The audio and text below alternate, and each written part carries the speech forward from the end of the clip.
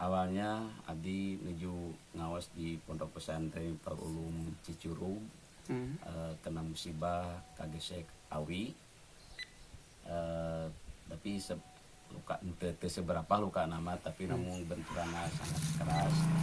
Karena 3 hari sesudah benturan kena bambu, air membengkak, sesudah membengkak, saya dirawat di rumah sakit selama 1 bulan. Keputusan dokter saya harus diamputasi, tapi saya bertahan karena saya mengingat saya masih panjang harapan. Ya, alhamdulillah sedikit-sedikit saya setelah pulang dari rumah sakit, saya berobat jalan di rumah, pakai dokter dari Sukabumi, sedikit terus berangsur saya sakit, penyakit saya sakit sembuh, tapi tidak nyampe 100%, paling sekitar 80% itu. Tapi selama dari mulai itu sampai ke saya diamputasi selama 27 tahun lamanya tidak pernah sembuh, lukanya tetap masih ada. Jadi selama 27 tahun itu saya penyakit bertambah-tambah, seperti saya rambut selalu merontok, dan kuku-kuku pun selalu merontok, dan kulit ini selalu mengelupas, terus asal udah gini ngelupas lagi sampai akhirnya diamputasi. Iya, sebelum diamputasi. Terus kadang karena penyakit panas itu kepala teras-terasan tidak berhenti. Pokoknya selama 27 tahun, kalau berhitungan tidak makan obatnya paling sekitar 5 tahun, Pak. Diamputasi ini sejak kapan, Pak, diamputasinya? Dari awal sampai ke 27 tahun baru diamputasi. Saya sudah 20 tahun lamanya baru saya diamputasi. Itu karena kehendak saya memaksa sama dokter, ingin diamputasi. Tapi pada waktu itu sementara dokter mempertahankan, saya ingin mengusahakan kaki saya supaya tidak sampai diamputasi. Tapi selama 22 tahun berusaha dokter tidak berhasil, malah penyakit semakin terus-terusan bertambah,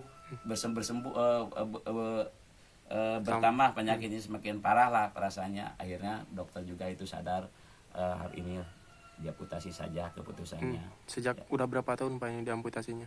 Sampai sekarang, dari mulai diamputasi sampai sekarang saya udah hampir 5 tahun. 5 tahun. Nah, selama saya diamputasi, saya alhamdulillah kenikmatan dari Allah, rasanya dirasakan badan saya semakin bertambah.